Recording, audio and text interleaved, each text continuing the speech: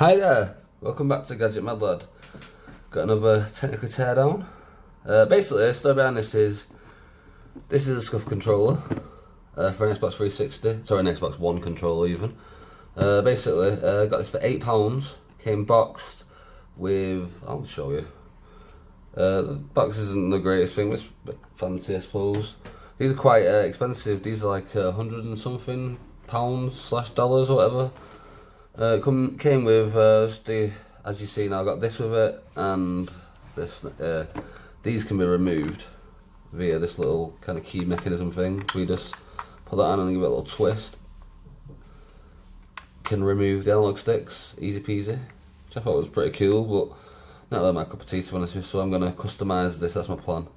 But I thought, I've not really seen that many teardowns in regards to it, so I thought, I'll show you the reason why it'll make an interesting teardown, because it's not like a normal controller. Put that back in there for now. Get this out of the way. If you look at the back of it, it's got paddle button thingamabobs, you know, like little tactile buttons. And from what I know with this model, it's not programmable or anything like that. They're set to be certain things. So, like say this button will be A, this button will be B, this button will be right bumper and left bumper and right bumper. You get what I mean? You can't interchange these. I've got an Elite Series 1 that's got a similar kind of thing, but you can actually reprogram them to be anything you want them to be. But I'm going to customise the two with each other, so to speak. You'll see in future videos, obviously, but basically it's going to do a tear down with this. I thought we'd have a gander inside. And it needs repairing. It's got a mushy A button, and the right bumper doesn't seem to press in properly. I'm hoping it's just going to be the chassis, the actual bumper itself has got like a little, arm coming off it with a little hook on the end of it. And if that hooks into the chassis, then that's enables it to be pressed like so. But sometimes it unhooks itself, and the fact that I can't press this in makes me think that might be the case. But if it's not that and it snaps off, I need a whole new chassis for it, which I'll point out when we get inside anyway. So I'll get a pry tool. You don't need a pry tool, you can use your fingers, but fingers aren't feeling the greatest today, so I'm just going to use a pry tool. So just run down the edges of it, the pad, to release these panels on either side. I find if you press the trigger thing in itself, you get a better grip underneath the actual thing, and then if you just score the actual seam of it, that seems to release it enough without causing too much effort. The main reason I'm doing a teardown for this is because I want to do give it a clean. If you look, all the dead skin cells, pretty nasty. Battery cover as well, I've got a little hackery doodah for this, for a different controller. As you can see, the stickers have been removed, so usually they have like a label there saying, you know, it's Xbox 1708 or 1637, or there's a few different models, I can't remember them all, but so that's why your security screws have been hidden underneath there. As you can see, I think like a shop's bought this in or something and put their own kind of void warranty sticker over it or whatever. But we need to remove this, and this. Put these to the side for now. They're just bog standard Xbox One kind of grips. I think these originally had some kind of like a kind of switch in it, and you can change the switch where it clicks in all the way or halfway. I think that's what this might have originally had. Saying that, obviously I've never had one before, so I'm not exactly the best person to be saying. But I thought the insides would look interesting. Because there's got to be some kind of wiring from the tactile buttons to the pad itself, so maybe that's going to be helpful for modifying other controllers maybe. You know, if we're going to add this functionality to another controller. If I can see there's a label, not a label, a ribbon cable. Now that ribbon cable, if I'm not mistaken, would more likely run to, say, a button, like a little board here with some tactile buttons on it, and I'm guessing that's mapped to certain functions on, like maybe is it L3 and R3? You know, when you click on the actual analog stick, maybe it's mapped to that something, or maybe it can be remapped, you never know. I mean, I might not necessarily have use for them. Whoa, that's humongous. Doesn't seem right. Why is that so big? Okay, alright, well I better keep track of where these screws go then. Right, so I thought it was going to be like a normal Xbox One controller, but I'm wrong. It's not that hard to do because obviously there's only so many screws, isn't there? So I'll put them in the orientation of how they go back into the controller like this, if you get what I mean. So I'll do it like that. So I'm taking it off camera, I'm sorry about that. So is this one going to be equally as long as the other one? Or is this going to be another short one? I think it's going to be a long one again, yep. So these look like double the length almost. That's interesting, I suppose. I already found the difference between this and a normal Xbox One controller, and that's the length of the screws. Bottom ones seem to be just normal size. So the normal at the bottom and the middle, the two ones next to the L and R, are the ones that are the long ones in case you lose track of where your screws are. And that's also not just to people watching, that's to me in case I lose track of where my screws are when it comes to reassembly. Yeah, so move that out of the way. That's like a battery cover, can just go to the side. Oh crap. That can go to the side for now. Put that in there with that. I should just be able to remove this now. So he said, I say that, and then I suppose we'll have to see, won't we? So we'll forget it. Oh my god, that's grimy. Right, so this casing is, yeah, I suspected this. I think it's, you know, like soft touch rubber, and a smoker or someone's had it, and this cleaner bit here, that's actual hard plastic underneath the soft rubber. So that might even be salvageable, that. I might be able to like scrub it all off and maybe get some carbon paper, do my own design or something, do something funky. Doesn't seem like it's too buggered or anything. I've actually got a replacement fascia for this, which I'm hoping will work now, to be honest with you, which I suppose it's a possibility it won't, isn't it? Let's see if that is. Yeah, there's something stopping that from pressing in. Whoa. Okay. From what I can tell, there's some kind of chewing gum or something on the inside. That's gross. Oh, you can see that or not. There, see that white stuff inside there? There's to be some kind of chewing gum, gunky kind of. Ew, that's nasty. And it actually looks so gross. If you want to see the reassembly of this, I'll do a video of it. Obviously, I was planning to do this off video, but once I give it a clean, I can do a reassembly if you're interested. Let me know below, obviously, and I'll film it if you're interested. It'll be a separate video to this, obviously. I'm not editing for the time being, unfortunately. So let's remove these analog sticks. That crap in here, they lost the rubber on the top of them. Nothing special. I might use some Sugru to fix it, but maybe not. Put it to the side in a little box as well. As you can see, the actual analog sticks, they're just box standard analog sticks, nothing different about them. But it's definitely something different about that ribbon cable going through. And that's unusual to be loved by anyone. So how the hell do I get you off now then? Questions. Because normally you just remove this by pressing them in it and that will stop it from catching on there, but doesn't seem to be an option to do that. So is there a screw I'm missing or something maybe? Is that a pry job? Let's see if I can get it to lift. No, it doesn't want to lift out, does it? Does it? Curious.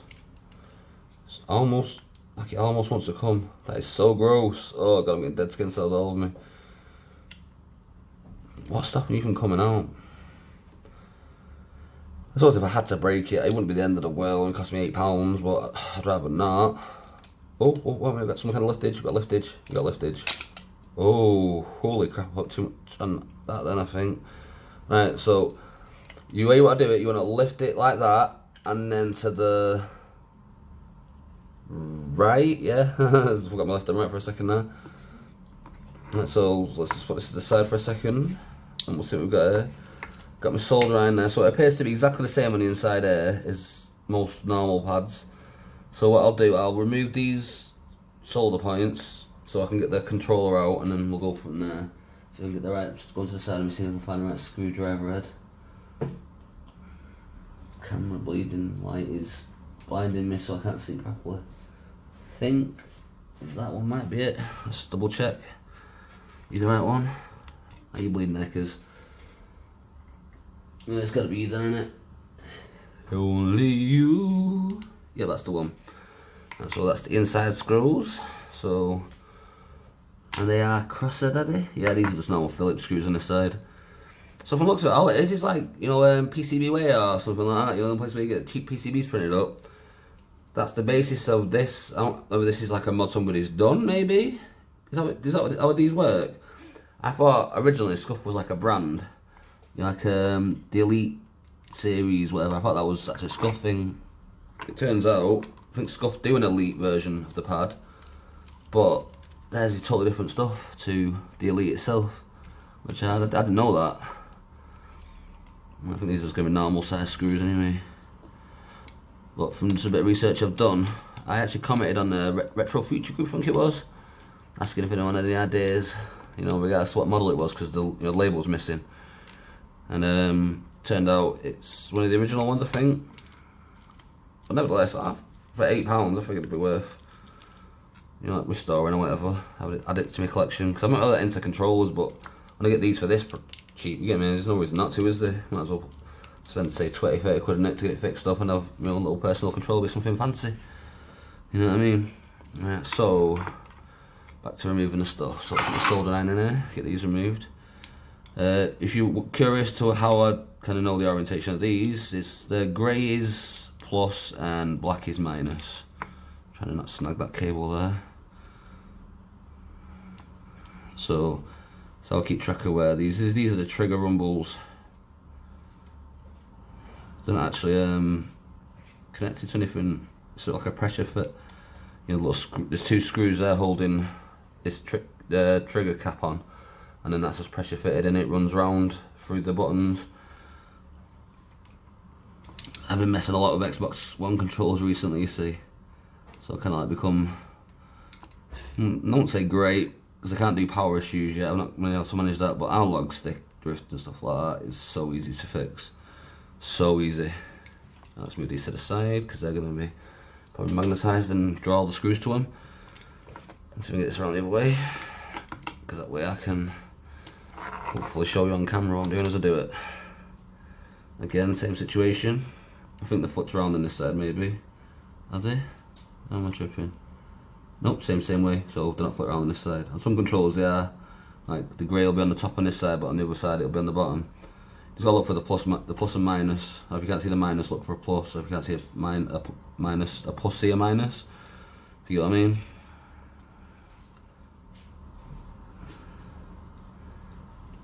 So the thing, these Xbox controllers, there's so many different varieties of them.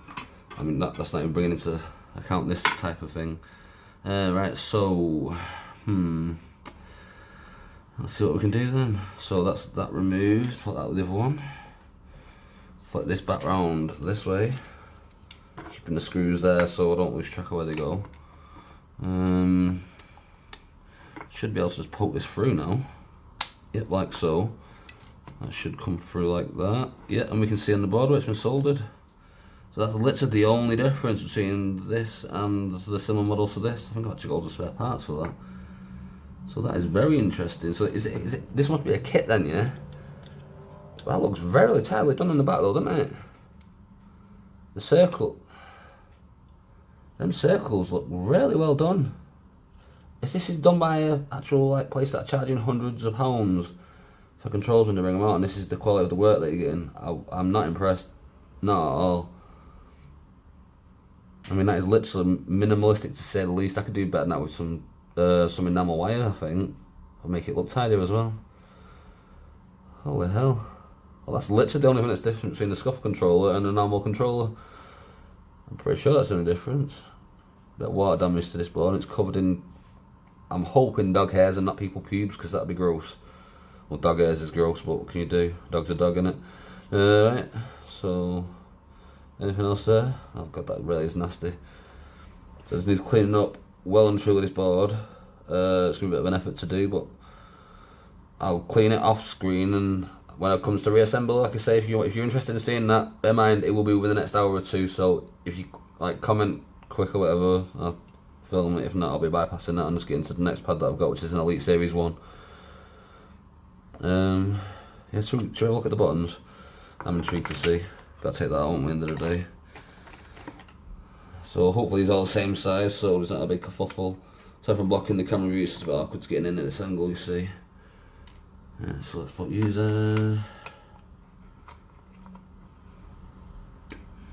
Yeah, I've got a look, hopefully gonna fit in this, and a bit reluctant to try, to be honest with you. I'll have to compare the fascias or something, but got a lovely clear green fascia, you know, for this style of Xbox controller.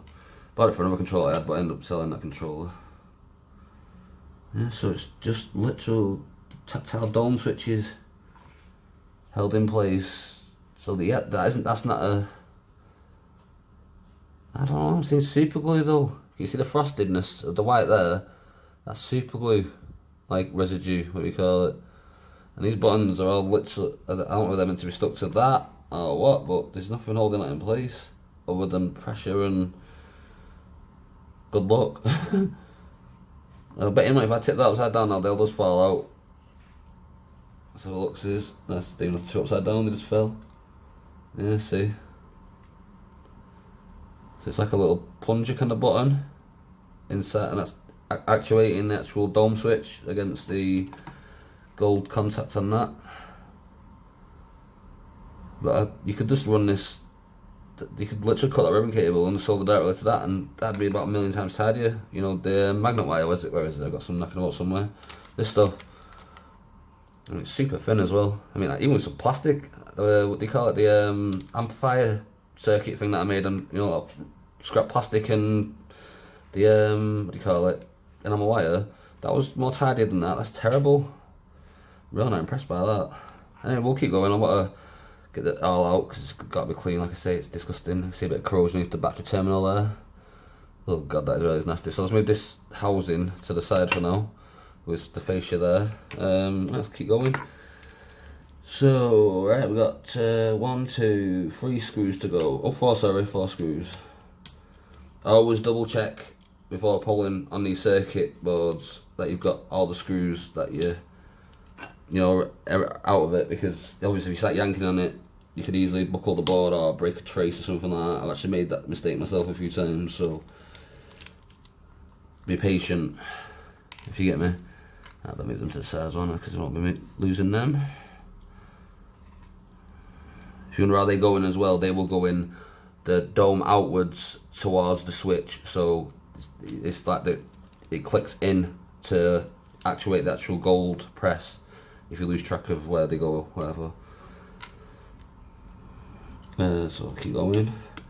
So I don't think there'll be anything special on the other side of this. It's just some, like, assuming water damage maybe or something like that, because it looks like there's some corrosion of quite a bit of the board, as well as hairs of various kinds. Like I said, I'm going to clean the board, I'm going to clean the actual housing, some soapy water and stuff, so, oh, and the actual, you call it, the membrane, I've got a replacement for that. I'm actually going to put the, you know, the Elite Series 1 magnetic domes, I'm putting them in the actual, you know, it's the new analog sticks on this. I've not got the actual ends for it yet. I've got one, but only one, so I'll have to get a replacement for that, obviously. Here I should just be able to press up. I think that should just release it. It seems to be kind of gunkified, if you get me. There's something definitely holding it in place. I want to find out what it is. Come out, you. Release, bugger. Oh, I think we got release. Have we got release? Come on. Come on. Come on, give me the board. Gimme, gimme, gimme. Oh crap, that was not a good sound to be making for a board. But it is what it is, and I suppose I've got replacements if it needs to be. Don't have broke. But yeah, there's definitely some corrosive, maybe that's like rubber gunk maybe, I'm not too sure, but oh god, look at my fingers. Oh my god, they're so gross. So gross. Look like people flakes all over me. So that's got a nice click. It's got a nice click. The D-pad's not too disgusting. All the dome switches seem to be intact there. I had one the other day where I had to remove this and actually take one off another dome board I had to stick on there. Bit of grossness there that can be cleaned up. Signs of gunk there. Maybe a bit of corrosion in the control, the charge port itself. Not seeing anything else in that really other than that. So that'd be that. Let's have a look see here then. So let's take that nasty membrane out. I'm assuming that's got a tear. Probably, yeah, you see it there. That's noticeable or not on camera. Where am I showing you? Can you see the tear in the actual button where my finger is? Focus. There we go. That's not meant to be torn. When you get a tear like that in there, it's a little mouth. Hello.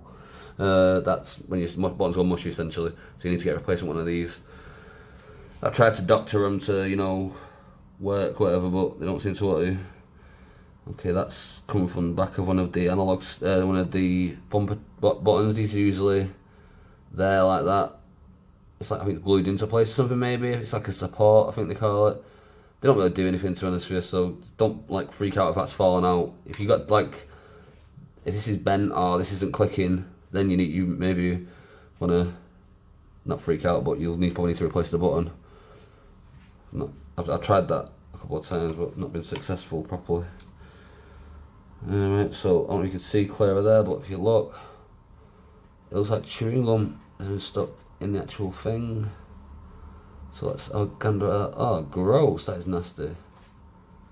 So from the looks of that, that's just, that can't be right. That can't be held in place. Well, something, oh, that's disgusting. That really is nasty. I don't even want to touch that to see what it is. But I'm going to have to touch that and see what it is. Oh, gross. I get a screwdriver for safety. Is it chewing gum? Whatever it is, it's gunky. Like, that's chewing gum, I think. Someone's to use chewing. Why would you use chewing gum in a scuff controller? That is just nasty. Oh my god, that is gross. You're watching this and this was your scuff controller. What were you thinking, man? So let's get that off there, see how I could fix that. Oh, you bugger. So it's even worse than I thought. Yeah, I need to get not a chassis at least. Look, oh, the chassis is actually intact, isn't it? So, curious. I've actually got another piece I could use instead of this, you know. I think so. Might end up going there. Oh, it's not that tight though, is it? Oh, bugger. I need to get a new one of these. So this is what the problem is there, as well as the disgusting button. I think that's been to hold it in place so they could press it maybe. That is nasty, man. But it's just totally shared there. The plastic's meant to be connected like so. And that plastic is just totally snapped. It's only supported by that, to be fair. So it's not like it's held in place like that. So it's not like it's held in securely. It's just the pressure fit of that, you know, all being one unified piece. That's still useful. That's not so much. That's disgusting. That needs cleaning. This needs cleaning. So this one reassembly would probably be pointless, but I need to get the bits for it really. So reassembly will be postponed. So don't comment below if you want to see the reassembly. I mean, I'll still do it, obviously. I'll just wait till I get all the parts for it now so I can